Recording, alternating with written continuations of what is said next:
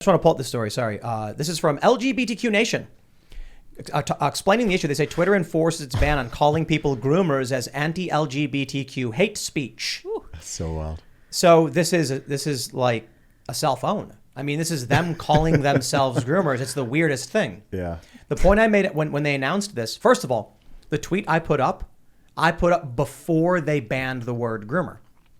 So they're retroactively enforcing this now. Have they officially put out a policy saying you cannot use this word? I don't know. I've not seen it. I've seen the stories about it. Okay. But here's the thing I tweeted about. I said, there's a creepy guy staring at kids and licking his lips, and I'd say, hey, you groomer, you get out of here. And then a bunch of LGBTQ people walk over and go, hey, why are you making fun of us? And I'm like, wait, what? That's what's really disturbing me. I wasn't talking about you guys. People that groom children, like Hitler was a groomer. He groomed children to be in the Hitler Youth. You know, it doesn't have anything to do with sexuality on its face. It's only when you can have people that are sexually grooming, but you can have people that are grooming politically, grooming ideologically, and that it's getting the people at Twitter conflating it is very disturbing to me. Yeah, well, that's their own. I don't know if that's a guilty conscience or if that's bigotry on their part, because they're the ones conflating LGBTQ. I'm struggle with that acronym with grooming. Yeah, but this is the point now. You can't call out actual pedophiles. They will suspend you if you. So just call them pedophiles, I guess. They said the word groomer is a slur. It's like, I'm not trying to slur you. I'm trying to call you what you are. Yeah. I'm not about insult. I'm not going like you're a dumb MFer. Like that's pointless. Now I really want to know what you were quote tweeting. I don't remember. I vaguely remember, and I'm pretty sure it was a picture of like a drag queen showing sexual stuff to children. I mean, people will find any way to defend that. And I think if we're disagreeing on something that fundamental, like you can't show this type of thing to children, we've got like spiritual problems to address. A bunch of left-wing publications are overtly defending it. So let me explain, just for those that haven't heard it before, what grooming is. And I'll preface it by saying, for those that are fans who watch all of the episodes, not every person watches every segment and every podcast we do. And so I often get the same questions over and over again. For example, a lot of people have said in the past like day or so, like, I'd sign up for your website if you didn't have PayPal. And I'm like, bro, we haven't had PayPal for like 2 weeks now. So I'll say this. Grooming is when you take the most base form of, and we're talking about the sexual grooming of children, you take the most innocuous element of what you want to introduce to the kids so that no one can say it's overt. So, for instance, I knew a guy who got groomed into being a male prostitute. And how they did it was they asked him to do a modeling shoot for $200. A legit true story. They said, the gig is we're doing a lifestyle photo shoot. We want you to hang out and sit on this couch. Relax, have a drink. We'll take a few photos. Once we're done, $200 cash. That's innocent, isn't it? It's just, he showed up wearing a hoodie and jeans and he just took some photos. That was grooming. Why? It's the long-term intent. The next thing they did was they said, look, we already got tons of these lifestyle photos. We need active wear and swimwear and stuff. Do you want to try wearing these shorts and a t-shirt? Oh yeah, no problem. Then they would say, sorry, man, if you want the money, we don't need photos of this anymore. We need, underwear models. Now he's an underwear model. That was grooming. So what happens is you take someone who's doing something adult or sexualized, introducing it to children. So a drag performance. What is drag? So I was actually talking about, we were talking about this earlier, go-go dancing. Imagine if someone was like go-go dancer story hour. You'd be like, what, for kids? No way. They get like a woman with just like a bra and panties sitting there reading to kids. You'd be like, maybe not appropriate. Hooters, probably not appropriate for kids either. Drag actually involves them taking their clothes off for money. So when you're talking about a sexualized performer, just reading a book to a kid, the reason that's grooming is the goal is to normalize the individual in drag to a child. Then when people say, hey, wait a minute, hold on, drag is sexualized, they say, all we're doing is reading books, like exactly what they're doing now. The difference is this is mass scale grooming. This is big tech and social media grooming and defending it. And I'll tell you what's really fascinating. There was a period on YouTube. There's a big scandal. Do you remember Elsagate? Do you know about that? Is this when people were like watching some video? Maybe I'm mixing it. I remember there was something on YouTube where people were watching, I don't know if it was like videos of kids doing stuff in like swimming pools. There was some, I can't explain it well. There was something. On YouTube, you mean? Yeah. Yeah. You know Elsagate? I vaguely, yeah. So Elsagate was when all of these channels started making videos of Elsa, the Joker, and Spider-Man running around, and the Incredible Hulk. Okay.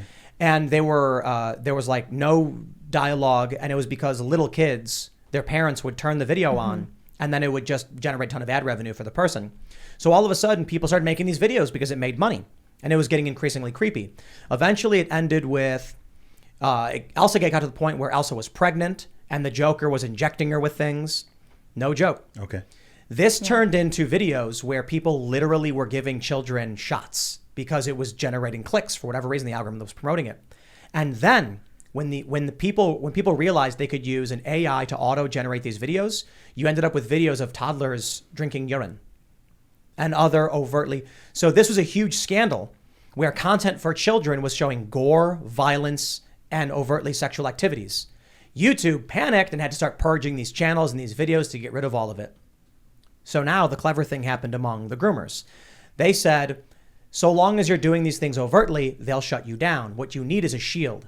So we started to see the LGBTP movement when pedophiles started saying LGBTP. We then saw a TED Talk from a woman who claimed that pedos were just expressing a natural orientation.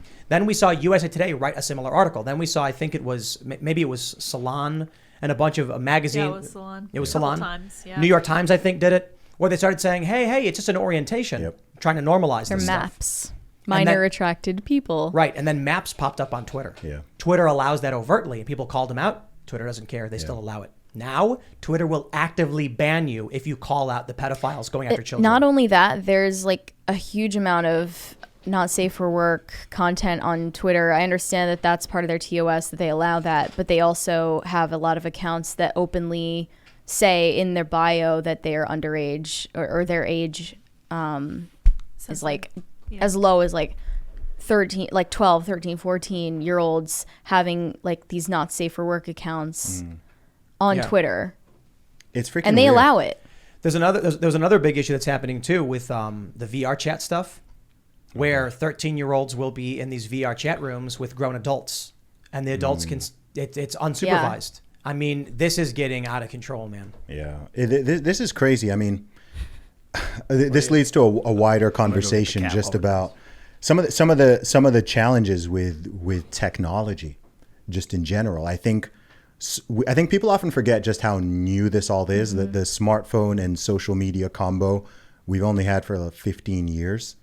We've had the internet for longer than that, but with all the greatness and wonderful opportunities it brings for decent people and entrepreneurs and creatives and so on, it also opens up this Pandora's box of just completely new, like what you described with that Elsagate thing. Yeah.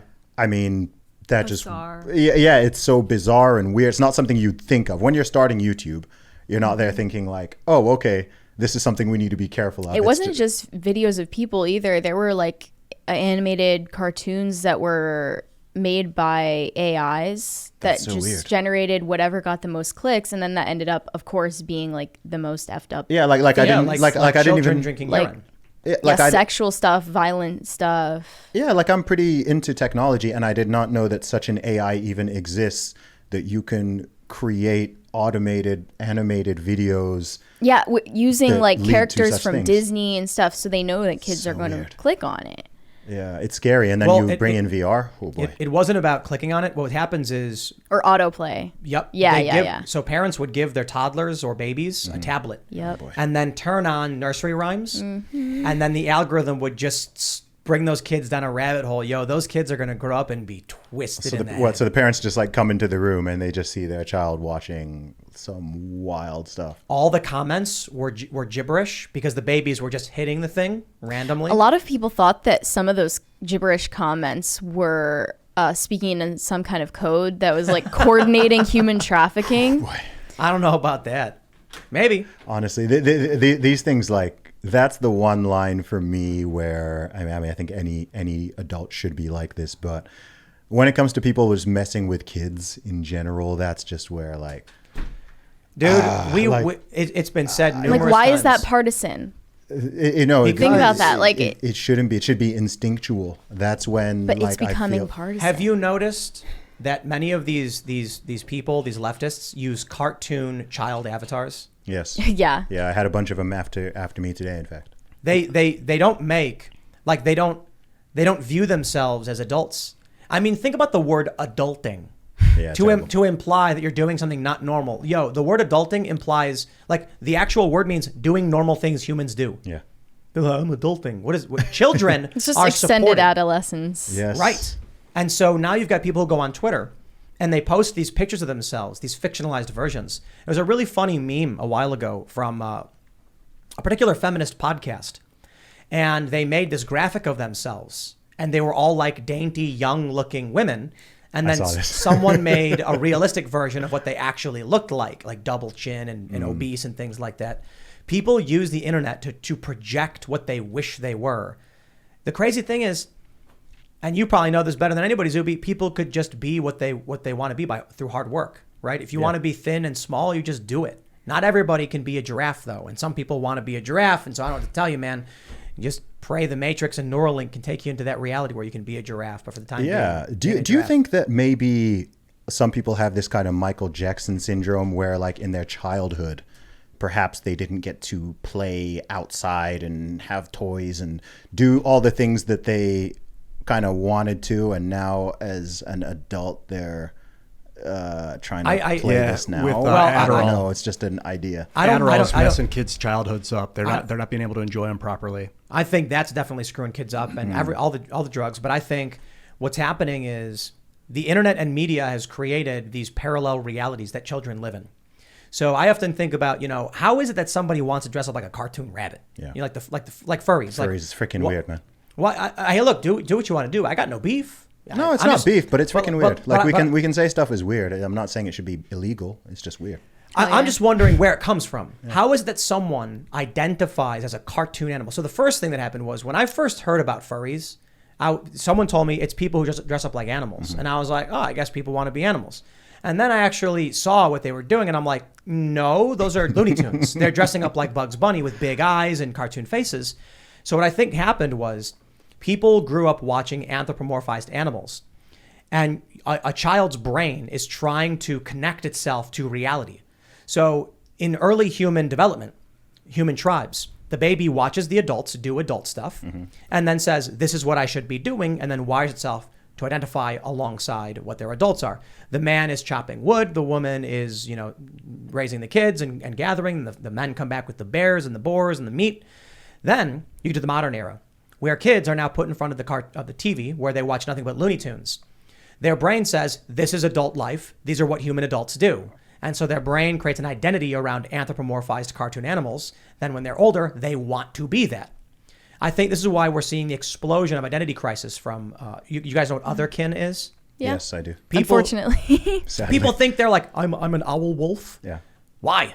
No, for real, like legitimate question, like where does that identity crisis come from? But isn't it, but we've had anthropomorphized. That's one word I always struggle to get Anthropomorphism. Anthropomorphism. Yeah, we've had that that's existed for a long time, though. Has we Native have American culture, people would become wrong. wolves and things like that. Not the way and doing also, it now. Probably not. Didn't we all also grow up with this, and none of us are?